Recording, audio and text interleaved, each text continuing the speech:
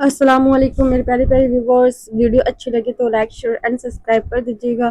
یا اللہ ہماری حفاظت فرما حسد کرنے والی نظر سے جو ہمیں مریض بنانا چاہتی ہے اور ہماری زندگی سے نعمتوں کا زوال چاہتی ہے، آمین۔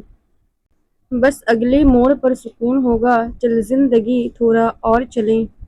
جو قافلوں میں نہ تھے منزلوں کو جا پہنچے، کوئی سکھا دے مجھے اس طرح سفر کرنا۔ دشمن کی پسندیدہ چال دوستوں کو ایک دوسرے کے خلاف کرنا ہے۔ صلاحیت پیدا نہیں ہوتی بلکہ تربیت کی مدد سے پروان چڑھتی ہے، یعنی ہر انسان باصلاحیت ہوتا ہے۔ انہی پتھروں پہ چل کے آ سکو تو آؤ، میرے گھر کے راستے میں کوئی کہکشاں نہیں۔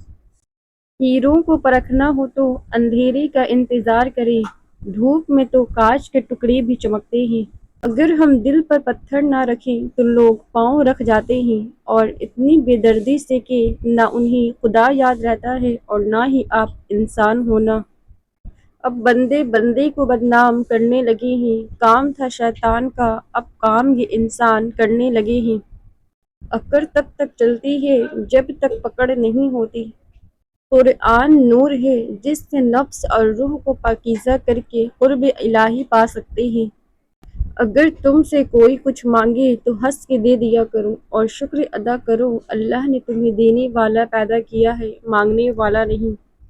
دنیا کا سب سے خوبصورت رشتہ اللہ اور اس کے بندے کا ہے۔ رسول صلی اللہ علیہ وسلم نے ارشاد فرمایا، کثرت سے سجدہ کیا کرو، کیونکہ جب تم صرف اور صرف اللہ کے لیے سجدہ کرو گی تو اللہ تعالیٰ اس کے بدلے ایک درجہ بلند کرے گا اور تمہارا ایک گناہ معاف کرے گا۔ شرک کے بعد بدترین گناہ اللہ تعالیٰ کی مخلوق کو تکلیف پہنچانا ہے۔ چھوٹی سی غلط فہمی میں اتنا زہر بھرا ہوتا ہے کہ ہمارے سالوں پرانے رشتوں کو مارنے کے لیے کافی ہوتا ہے۔ غلط فہمیوں کو پلنے مت دیں، ان کی جگہ نہ آپ کے دل میں ہے نہ آپ کے دماغ میں، ان کی جگہ تو آپ کے قدموں کے نیچے ہے۔ چہرے بدصورت نہیں ہوتے، دیکھنے والی آنکھ خوبصورت یا بدصورت ہوتی ہے جو سامنے والے منظر کو اپنے ظرف کے مطابق رنگ دیتی ہے۔ نرم دل لوگ جلدی رو پڑتے ہیں، جلدی روٹھ جاتے ہیں اور جلدی مان جاتے ہیں۔ سنا ہے اللہ کو ایسے لوگ بہت پسند ہیں۔ سکون کی جھوپڑی پریشانی کے محل سے بہتر ہے۔ بات تو کردار کی ہوتی ہے ورنہ قد میں تو سایہ بھی انسان سے بڑا ہوتا ہے۔ بہت خوش قسمت ہوتے ہیں وہ والدین جن کے مرنے کے بعد بھی ان کے بچے بہن بھائی ہی رہتے ہیں۔ اتنے دور جا کر حاجی بن سکتے ہو تو ایک دوسرے کے قریب رہ کر انسان کیوں نہیں بن سکتے؟ اے انسان، رات کے اندھیرے سے ڈرتے ہو، قبر سے کیوں نہیں؟ جنت میں جانا چاہتے ہو، مسجد میں کیوں نہیں؟ رشوت دیتے ہو، غریب کو کھانا کیوں نہیں؟ دنیا کی کتابیں پڑھتے ہو، قرآن پاک کیوں نہیں؟ گانے گاتے ہو، درود پاک پڑھتے کیوں نہیں؟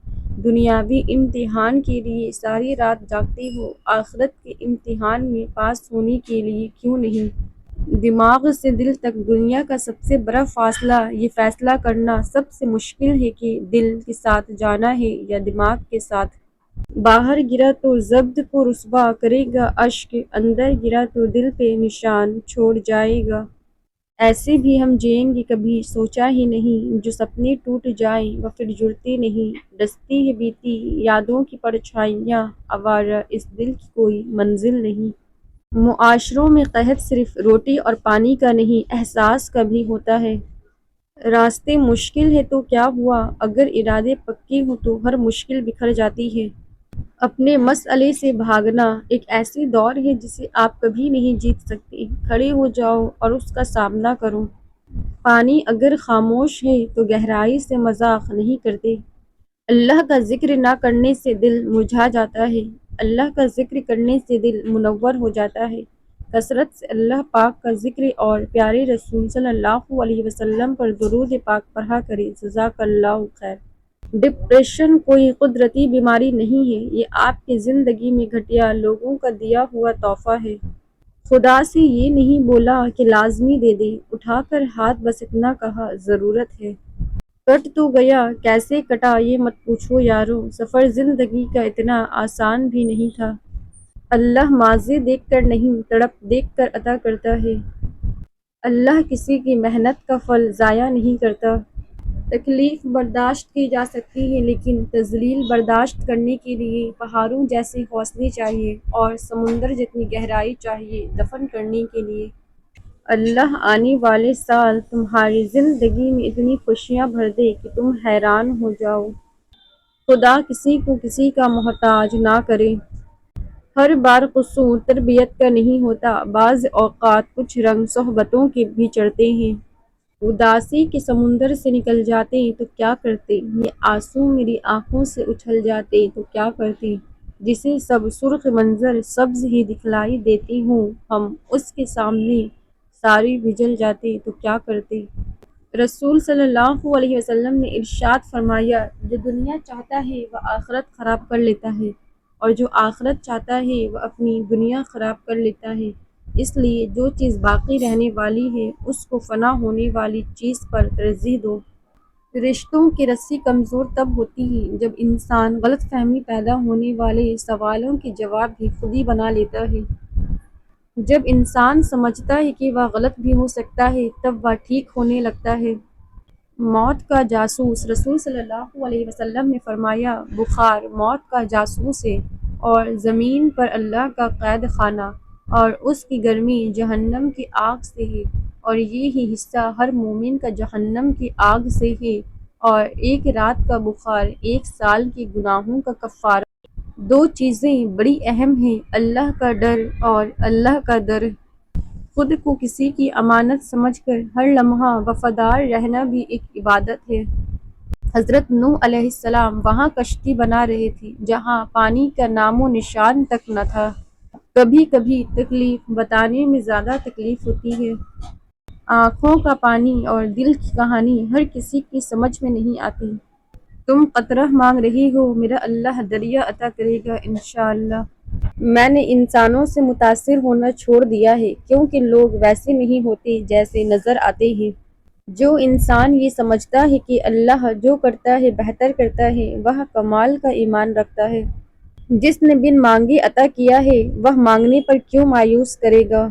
بے شک اخلاق کی خوبصورتی دلوں کو فتح کر لیتی ہے۔ اچھے مزاج کی بہترین علامت یہ ہے کہ برے مزاج کو برداشت کر لیا جائے۔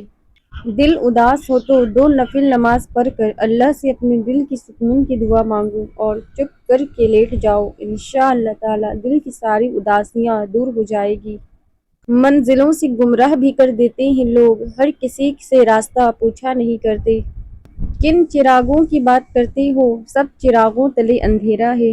اللہ تمہاری جھولی کو تب خالی کرتا ہے جب اس کے پاس تمہیں دینے کے لیے کچھ بہترین ہو۔ رسول صلی اللہ علیہ وسلم نے فرمایا، خدا اس پر رحم کرے جو اپنی زبان کو مسلمانوں کی بدگوئی سے روکتا ہے۔ میری شفاعت نہ تان کرنے والوں کے لیے ہے نہ تان کرنے والیوں کے واسطے۔